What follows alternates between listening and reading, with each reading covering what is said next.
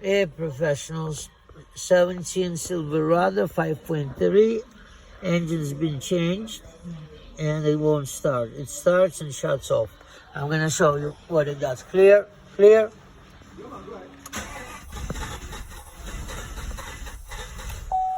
That's all it does. The codes, just like I showed you, all right?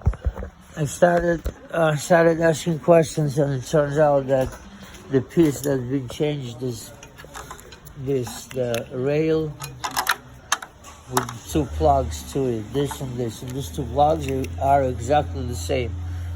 I've seen it before. It happens many times that these plugs get crossed and the engine would not run. So we're going to pull that manifold and cross them back to where they should be. Thank you, and subscribe please.